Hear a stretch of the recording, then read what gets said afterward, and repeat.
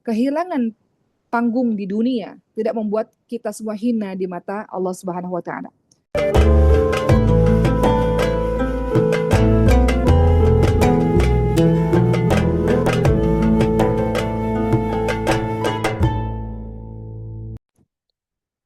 Baik, alhamdulillah hari ini kawan-kawan sudah uh, mendapatkan banyak materi dari Ustazah Hilya. Dan hari ini langsung saja kita masuk kepada judul kita adalah mencari validasi manusia. Ini judul yang sengaja dibuat relate dengan pembahasan masa kini ya teman-teman semua. Bagaimana kalimat validasi itu sering sekali kita dengar terutama di kalangan anak-anak muda. Mencari validasi, mencari validasi. Nah, sebenarnya apa sih? Dan kalau kita lihat korelasinya di dalam Islam itu apa? Tema kita hari ini mencari validasi manusia. Validasi itu maksudnya apa? Validasi itu mencari pengakuan manusia. Nah, mencari pengakuan manusia. Ini yang pada akhirnya mau kita bahas karena mencari pengakuan manusia ini berkorelasi dengan riya atau sum'ah. Lawan riya atau sum'ah adalah ikhlas. Ini akan kita bahas. Mencari validasi manusia bermakna mencari pengakuan manusia, mencari puji-pujian dari manusia, mencari penghargaan dari manusia.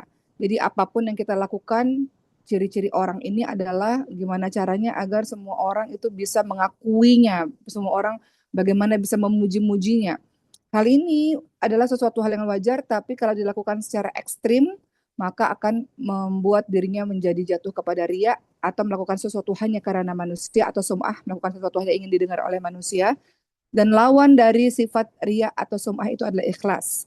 Apakah itu ikhlas? Ikhlas adalah mencari perhatian hanya perhatian Allah Subhanahu wa taala saja. Mencari ridha hanya Allah Subhanahu wa taala saja. Sebagai mukaddimah, sebagai pembukaan, ciri-ciri untuk membedakan antara orang ikhlas dengan orang sum'ah atau orang riya. Ciri-cirinya apa? Orang yang riya adalah dia akan sangat bersemangat ketika melakukan sebuah perbuatan dan orang memuji-mujinya. Dia akan sangat bersemangat. Namun ketika orang tidak ada yang memujinya, maka dia tidak melakukan perbuatan itu lagi. Contoh, seorang menghafalkan Al-Quran misalnya, karena di sini semua penghafal Quran ya, penghafal Quran. Ketika ada orang memuji-muji, oh Masya Allah, kamu ahli surga, kamu luar biasa, kamu hebat. Apalagi ujian itu datang biasanya ketika wisuda. Wisuda itu kan foto kita ada di mana-mana gitu, foto 30 juz. Nah, itu biasanya rentan sekali muncul penyakit-penyakit riak di situ. Ketika orang puji-puji dia bersemangat, tapi ketika orang tidak ada lagi yang memujinya, maka dia berhenti dari perbuatan itu. Jadi mudah sekali untuk mengetahui mana riak, mana ikhlas. Kalau ikhlas dilihat orang, tidak dilihat orang, dia tetap melakukan perbuatan itu. Dipuji atau tidak dipuji, bahkan dicaci maki, dia tetap melakukan perbuatan itu. Karena baginya tidak penting penilaian manusia, dia hanya mencari perhatian dari Allah Subhanahu wa taala saja. Tapi kalau orang ria, maka ketika dia dipuji-puji dia bersemangat, ketika dia nggak dipuji dia berhenti, dia nggak melakukan. Ketika dipuji-puji dia baca Qurannya bagus dengan suara bagus, ketika nggak dipuji atau nggak dilihat dia akan berhenti atau membacanya dengan malas-malasan. Itulah yang akan kita bahas pada hari ini teman-teman semua.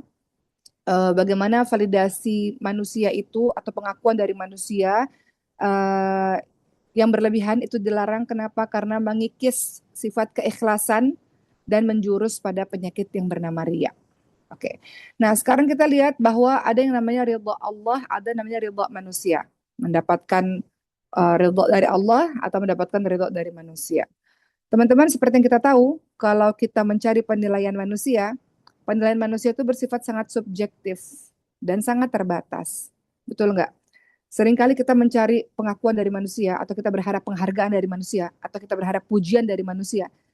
Seringkali membuat kita merasa kecewa karena manusia banyak nggak puasnya, betul nggak? Banyak nggak sukanya. Tapi kalau mencari ridhonya Allah, maka akan memberikan ketenangan batin. Contoh sederhana lagi, kalau ibu-ibu rumah tangga. Ibu rumah tangga ini semua pekerjaan dia bisa lakukan. Masak iya, bersih-bersih iya, kemudian apalagi kadang-kadang antar anak sekolah juga iya, jadi ojek gitu ya. Tukang pijet iya, pijet anak-anak kadang-kadang gitu kan. Kemudian tukang finance, tukang keuangan juga iya. Semua pekerjaan dilakukan oleh ibu rumah tangga. Kadang-kadang dalam perjalanan kehidupan rumah tangga, suami ini mungkin kurang mengapresiasi. Misalnya kita udah masak misalnya ya, terus suami kurang mengapresiasi, boro-boro ngucapin makasih gitu, yang ada kadang-kadang makanan dicela atau apapun itu. Kemudian kenapa seorang ibu ini tetap terus melakukan perbuatan itu, maksudnya tetap terus ngurusin rumah, kadang-kadang walaupun nggak dihargai, atau mungkin stigma masyarakat ibu rumah tangga tuh nggak ada apa-apanya dibanding wanita karir. Kenapa dia tetap terus melakukan perbuatan itu, melakukan semua hal di rumah itu dengan ikhlas, dengan lillah gitu? Ya karena nggak berharap dari pujian mana-mana, nggak berharap validasi dari mana-mana. Oke, nggak apa-apa. Dia tahu bahwa semua apa yang dilakukan, eh, setiap sebiji zarah yang dilakukan, maka Allah akan balas gitu. Jadi semua kebaikan in ahsantum li anfusikum wa in asatum falah. Semua kebaikan yang dilakukan kembali untuk dirinya sendiri. Semua kejahatan yang dilakukan kembali untuk dirinya sendiri. Faman ya'mal mithqala dzarratin khairan yarah. Kebaikan sebiji zarah Allah akan balas. Jadi ini masuk dalam mencari ridha Allah aja. Ya udah, saya menjalankan tugas saya enggak untuk mendapatkan validasi atau pengakuan atau rasa terima kasih dari mana-mana. Walaupun wajar kita berharap ya, wajar sebagai manusia kita berharap kita diapresiasi. Tapi itu tadi manusia kadang-kadang banyak apa ya nggak merasa cukupnya atau banyak nggak sukanya atau yang lain-lain sehingga kalau kita mencari validasi dari manusia capek. Tapi kalau kita mencari ridho dari Allah ya nggak apa-apa. Nggak, mungkin orang-orang lihat ibu rumah tangga pekerjaan biasa ya nggak apa-apa. Aku menjalankan kerja aku sehari-hari untuk mencapai ridho Allah Subhanahu Wa Taala. Begitu teman-teman semua. Atau itu untuk ibu-ibu ya, contoh ibu-ibu rumah tangga. Atau dalam apa untuk anak-anak muda misalnya. Em, Ketika dia post segala sesuatu di sosmed ya, eh dengan ikhlas, nah itu biasanya mau dia mau post kita harus post kebaikan iya teman-teman semua, harus post kebaikan daripada sosial media itu dipenuhi dengan post-post yang negatif ya. Dia nggak peduli mau ada like atau nggak ada like ya untuk urusan ibadah ya, maksudnya dia posting lagi baca Quran misalnya, tujuannya adalah untuk menginspirasi manusia. Ya nggak apa-apa, mau dipuji nggak dipuji, mau di like nggak ada masalah. Niatnya adalah untuk mencari perhatian Allah, untuk mencari ridha Allah, agar apa syiar ini berkembang, dakwah ini berkembang. Tapi ada orang yang ketika dicaci maki kemudian akhirnya dia berhenti misalnya. Nah itu berusaha untuk mencari validasi dari manusia itu agak melelahkan. Jadi prinsip utamanya teman-teman semua, masih mukadimah pembukaan ya. Barang siapa yang mencari ridha Allah di saat manusia murka, maka Allah akan mencukupkan dia dari beban manusia. Jadi mau satu dunia ngejelek-jelekin kita selama Allah ridha, kita akan tetap terus lakukan. Maka Allah akan mencukupkan kita dari beban manusia. Gitu. Mau satu dunia nggak suka tentang apapun itu ya misalnya ya, tapi kita tahu apa yang kita lakukan benar, yang kita tahu bahwa Allah ridha, yang kita tahu ini bagian dari ibadah kita lakukan terus, maka perkataan manusia itu udah nggak ada lagi gunanya untuk kita insya Allah. Nah seperti yang kita tahu juga ria atau sum'ah ya atau bahasa kekiniannya adalah mencari validasi manusia secara berlebih-lebihan, pengakuan, pujian. Hati-hati karena selain itu bagian dari ria, ya tentu saja ria itu adalah bagian dari penyakit hati ya. Ketergantungan pada pengakuan orang lain atau people pleasing ini ya, itu bisa merusak nilai ibadah kawan-kawan semua. Ya, ingin didengar, ingin dilihat itu menghapus pahala karena yang dicari ridhonya orang lain, bukan ridhonya Allah Subhanahu wa taala. Jadi, validasi manusia atau pengakuan pujian manusia atas perbuatan yang kita lakukan itu adalah bonus, bukan menjadi tujuan utama. Kalau teman-teman lakukan kebaikan, kalau ada orang memuji-muji itu bonus. Mendapatkan pujian, penghormatan, kepercayaan orang lain, itu adalah sesuatu bonus, konsekuensi dari perbuatan-perbuatan baik, bonus. Tapi bukan menjadi tujuan utama dalam setiap perbuatan kita. Ada orang mengatakan begini pada Uma kan,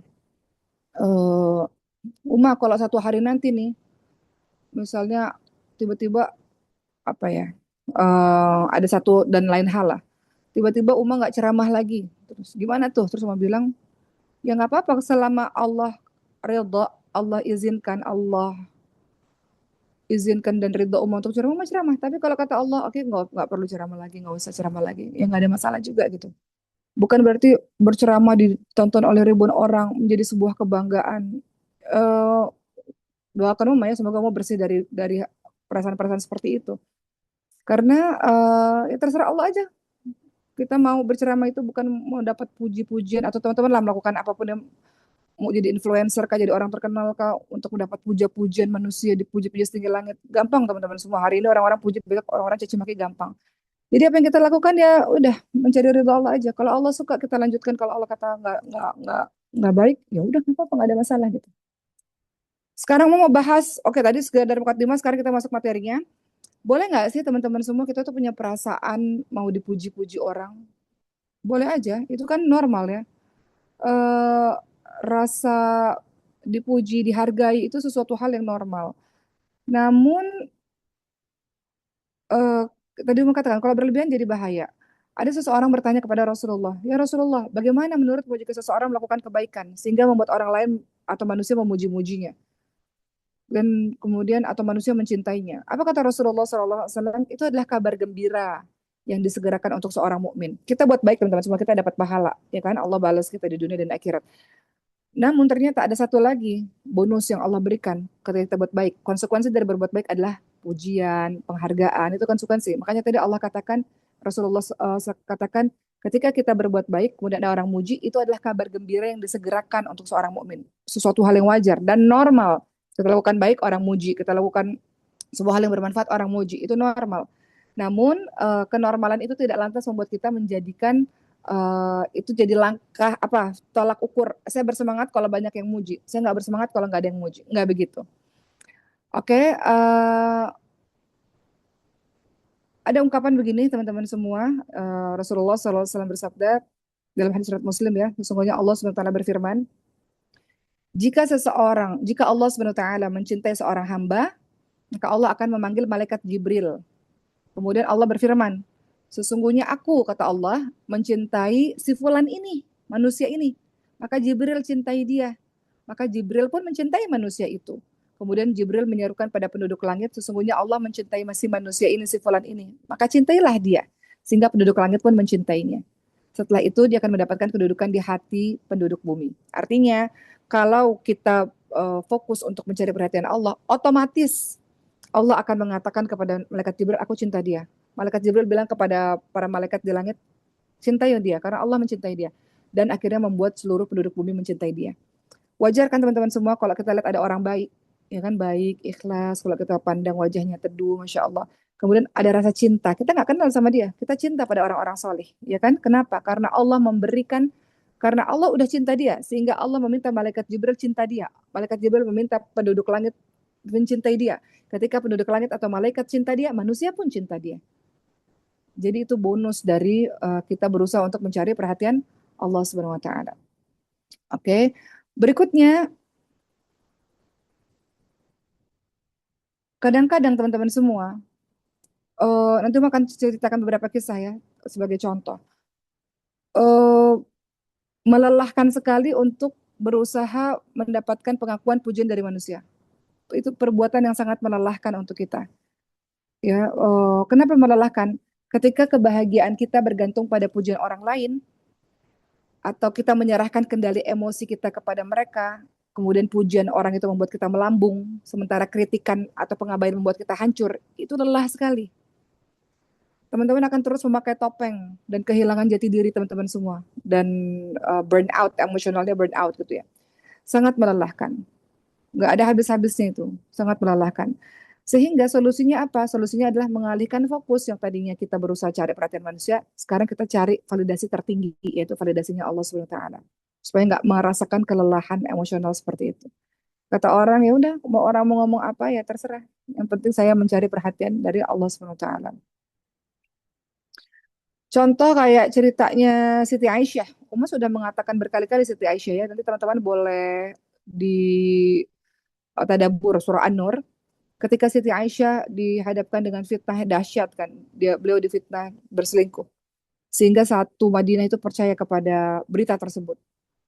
Kemudian Siti Aisyah ini mau menceritakan gimana mau ceritain ya. Semua orang udah terlanjur percaya. Itu bahayanya fitnah kan. Ada provokator, kemudian bahayanya fitnah sehingga kita mau ngomong apapun orang nggak akan percaya gitu. Ya udah akhirnya apa yang dilakukan oleh Siti Aisyah eh, berusaha menjelaskan juga orang-orang nggak percaya, nggak sibuk mencari validasi manusia. Siti Aisyah tahu dan Siti Aisyah paham orang kenal kok siapa saya gitu. Nggak perlu untuk mencari pengakuan dari manusia ke sana kemari. Cukup pada orang-orang terdekat. Ya setelah itu Allah bersihkan nama dari Siti Aisyah ya dengan diturunkannya surah An-Nur. Jadi kalau mencari validasi dari orang lain itu melelahkan teman-teman semua. Atau sekarang mungkin, mau kasih contoh dulu ya di kehidupan yang sekarang. Teman-teman, sekarang ini lagi ramai pembahasan tentang NPD. Pernah dengar nggak? Narcissistic Personality Disorder. NPD itu bisa ayah kita, ibu kita, anak kita, pasangan kita, orang-orang terdekat. Itu ada orang-orang NPD, orang-orang yang nggak punya empati ya. Orang-orang yang sering melakukan teknik manipulasi. Kadang-kadang kita meragukan kebenaran kita sendiri karena hebatnya mereka memanipulasi. Biasanya orang-orang NPD ini ketika dia ada korbannya itu adalah kadang-kadang kita jadi meragukan benar nggak sih saya jangan saya yang salah, jangan saya yang berlebihan gitu. Itu korban dari orang-orang NPD. Nah, orang-orang NPD ini biasanya dia melakukan sebuah sebuah apa ya? Dia senang mencari validasi. Ciri-cirinya dia senang mencari validasi sehingga dia melakukan smear campaign. Smear campaign itu apa? Kampanye hitam untuk menjelek-jelekan si korban ini. Untuk mencari validasi seakan-akan dia yang perlu ditolong, dia yang protagonisnya dia yang baiknya gitu. Nah, ini adalah orang-orang yang senantiasa mencari validasi manusia. Dia akan menceritakan ke berbanyak orang tentang keburukan kita, kejelekan kita. Jadi seakan-akan kita yang salah, seluruhnya kita yang salah gitu. Jadi orang ini semakin banyak orang itu berbicara, dialah yang sebenarnya yang semakin banyak salahnya sebetulnya. Ya, jadi berusaha untuk mencari validasi. Lelah nggak? Lelah banget teman-teman semua. Menceritakan, oh saya tuh orangnya begitu, dia begitu. Lelah banget menceritakan ke semua orang. Melelahkan, buang-buang waktu, melelahkan. Ya, jadi bagaimana caranya supaya nggak lelah gitu? Berhenti mencari validasi manusia, kemudian mencari perhatian Allah SWT saja. Sebagaimana yang dilakukan oleh Siti Aisyah, nggak perlu menjelaskan ke satu Madinah ke per orang, saya nggak begitu, saya nggak begini, saya nggak begitu, saya nggak begini. Orang-orang tahu, orang-orang yang sayang pada Siti Aisyah tahu siapa Siti Aisyah sesungguhnya. Dan orang-orang pembenci akan senantiasa membenci, akan senantiasa menyebarkan berita-berita bohong. Kalau kata Sayyidina Ali bin Abi Thalib, tidak perlu menjelaskan dirimu kepada siapapun. Orang-orang yang mencintaimu kenal dan tahu siapa kamu. Orang-orang yang membencimu akan tidak berhenti untuk terus menjelek-jelekanmu. Jadi nggak perlu terlalu mencari validasi ke sana kemari, menjelaskan, mengklarifikasi, nggak perlu teman-teman semua. Oke, nah sekarang kita bahas sedikit kisah-kisah inspiratif dari orang-orang soleh dengan keikhlasannya, dengan usahanya untuk hanya mencari perhatian manusia tanpa peduli dengan perhatian atau pujian atau pengakuan dari orang lain. Kecil teman-teman semua, pengakuan, penghargaan dari orang lain itu kecil, nggak ada artinya. Ketika sudah dapat perhatiannya Allah, Allah buat mereka si musuh itu pun akhirnya jadi bisa mencintai kita insya Allah. Kita lihat kisah Uwais Al-Qarni. Uwais Al-Qarni, siapa beliau? Beliau sangat terkenal di langit, namun asing di bumi.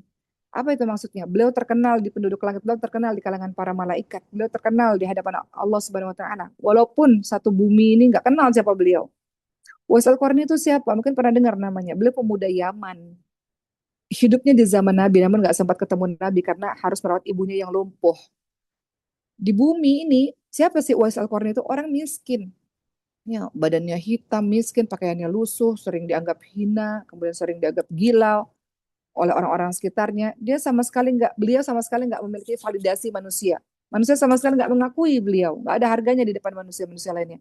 Namun Uwais Al-Qarni pada saat itu mau ketemu Nabi ya, meninggalkan ibunya sejenak ketemu Nabi, tapi nggak sempat ketemu Nabi karena Nabi dalam nggak ada di Madinah pada saat itu. Maka dengan sedih beliau pulang lagi kembali ke Yaman berjalan kaki. Kemudian kata Rasulullah SAW ketika tahu bahwa sempat ada lelaki dari Yaman namanya Uwais Al-Qarni datang ke Madinah untuk bertemu dengannya. Lalu Rasulullah mengatakan kepada sahabat-sahabatnya, Rasulullah mengatakan kepada Sayyidina Umar bin Khattab, Rasulullah mengatakan kepada Sayyidina Ali bin Abi Thalib, hai Umar, hai Ali, kalau kamu bertemu dengan Uwais, laki-laki yang namanya Uwais Al-Qarni dari Yaman, segera kamu minta doa darinya. Segera kamu minta agar dia berdoa kepada Allah mengampuni kalian semua. Apa kata Rasulullah? Karena Uwais Al-Qarni, dia adalah orang yang jika dia bersumpah, Allah pasti mengabulkannya. Dia tidak terkenal di bumi, tapi terkenal di langit. Kata Rasulullah SAW. Maka kita lihat teman-teman semua, siapa Umar? Umar itu sahabat yang luar biasa, Sayyidina Umar, Sayyidina Ali, sahabat utama Rasulullah SAW. Tapi Rasulullah SAW mengatakan, kalau ketemu sama Uwais, minta beliau itu doa untuk kalian. Siapa Uwais? Uwais bukan sahabat, Uwais bukan orang yang terkenal, bukan orang yang memiliki jabatan, dudukan, enggak. Apa yang kita bisa dapat pelajaran dari seorang Uwais ini? Kehilangan panggung di dunia tidak membuat kita semua hina di mata Allah Subhanahu wa taala. Jadi jangan sekali-kali suka ngeremehin orang. Kita nggak pernah tahu, mungkin dia lebih hebat di mata Allah dibandingkan dengan posisi kita. Begitu teman-teman semua. Uh, Bisa saja orang yang kita lihat secara ekonomi lemah, tapi di sisi Allah dia yang lebih lebih terkenal dibandingkan dengan diri kita di sisi Allah. Kadang-kadang kalau mau boleh curhat sedikit, kadang-kadang kalau mau ceramah di depan banyak orang ya, di depan ribuan orang tuh, kadang-kadang gue suka sedih gitu. Kadang-kadang kalau ustazah, ustazah, kalau safari dakwah ke daerah-daerah kan, kadang-kadang gue tuh suka nunduk gitu, suka suka apa banyak istighfar, gue ngerasa ya Allah, ini kan penilaian dari manusia aja ya. Ini kan posisi di manusia. Posisi saya di matamu gimana ya Allah? Maksudnya engkau yang paling tahu siapa diriku. Ketika mereka mengeluh-elukan seperti ini, mereka beberapa jemaah mencintai seperti ini. Terus memang mengatakan, terus saya gimana ya Allah sebenarnya di posisimu? Engkau yang paling tahu siapa saya. Keburukan saya, semua dosa-dosa saya. Bagaimana posisi saya di hadapanmu ya Allah? Gitu. Jadi suka sedih sendiri tuh karena itu gitu ya. Kita nggak pernah tahu kedudukan kita di hadapan Allah SWT itu bagaimana. Karena kadang-kadang pujian-pujian itu membahayakan diri kita, membuat kita ujub, membuat kita ngerasa bangga diri. Nah itu membahayakan. Kalau sudah ada sifat itu membahayakan.